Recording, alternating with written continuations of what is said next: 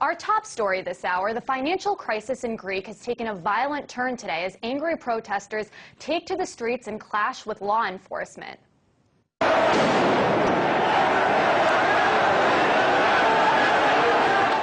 Greek police were forced to use tear gas grenades to disperse an angry mob of rioters in Athens. Protesters even set a bank building on fire, killing 3 people inside. The chaos comes amid a 24-hour nationwide strike that left thousands of flights grounded, shut down ports, schools, and even left many hospitals understaffed. Could those powerful images unfolding in Greece ever become a reality here in the United States? Here to talk to me about that very topic is Gerald Celente, director of the Trends Research Institute. Mr. Celente, you've said frequently that the United States is heading towards a financial crisis. Do you think what's happening in Greece right now is what's going to happen here in this country too? It's not only going to happen in America, it's going to happen in most of the world. We have talked about this for months on end. You saw it's the Second American Revolution has already begun. It began in 2009 on April 15th with the Tea Parties and the tax protests. They were laughed at by the major media. And then we saw it again in July of 2009 on the 4th of July, when hundreds of thousands of people took to the streets. We saw it at the protests for health care reform. We saw it when over 1 million people, nearly 1 million people, marched on Washington on September 12th of 2009. This is going on worldwide. The people are protesting. The Greek tragedy is merely another chapter in the protests against the too big to fails.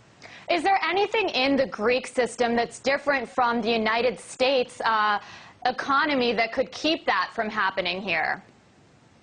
Well, the difference is that the United States could print its own money for a while, where the Greeks don't have that option.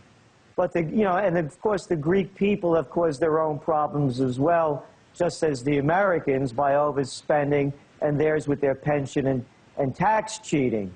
But the overall reality is that the people are seeing what is this bailout all about and who is responsible for funding it. And it's falling on the backs of the people, just like in America, where they've taxed the people to bail out the too big to fails. Let's call this Greek bailout what it is. It's bailing out the European and the American banks that made big bets on Greek bonds that they're afraid are going to go belly up. And the people don't want to shoulder the burden, and we're going to see these kind of tax protests and revolts go worldwide. You know, right now officials keep saying that we're heading out of this recession and that things are getting better. So why do you think that things will get that bad when it seems like every day on the news these people are coming out and saying, you know, this will never happen here in this country? It's a temporary bailout, as we said. The United States in 2009 and early 2010 has spent, lent, and guaranteed over $11 trillion. This is fake money. It's phantom money printed out of thin air, backed by nothing, and not worth the digital money. It's not digital paper. It's not printed on. So we're going to see this collapse as the stimulus collapses. That's what happened in Europe as they started to unwind the stimulus, as they attempted to raise interest rates. The economies start to fail. We're going to see it in Spain. We're going to see it in Portugal. We already see it in Latvia, the Ukraine, in Hungary, in Ireland. It's going global. There's no stopping it, and the people are going to revolt. This is a classic example of what happens throughout history as the too rich get too much and the rest of the people are taxed to pay for their overindulgences.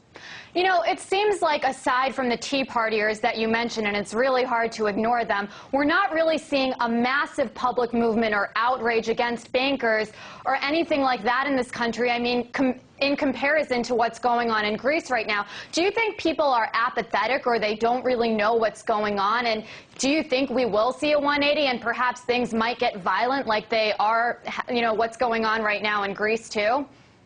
In 2007, in our Trends Journal, when we forecast the top trends of the coming year, we had predicted tax protests. We called it the coalition of the cash strap.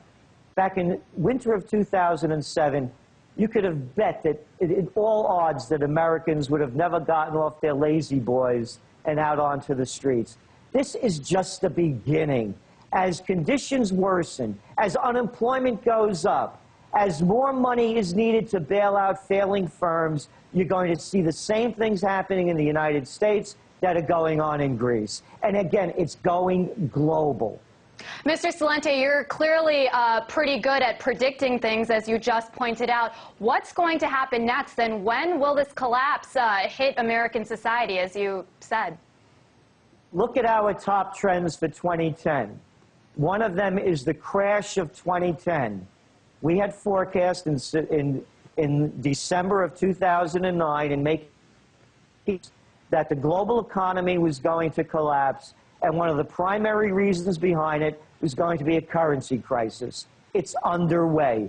They can't stop it from happening. What is the, by the way, what's going on in Greece with the IMF and the Economic Monetary Union bailout, it's against the Maastricht Agreement. They're not supposed to be doing this. This is only a temporary fix. It's not going to work. So as this fails, we're going to see another crisis pile up upon it, and we're saying before the new year of 2011 begins, everyone will know that the crash of 2010 has occurred. Well, Mr. Celente, Director of the Trends Research Institute, we appreciate your analysis, as always.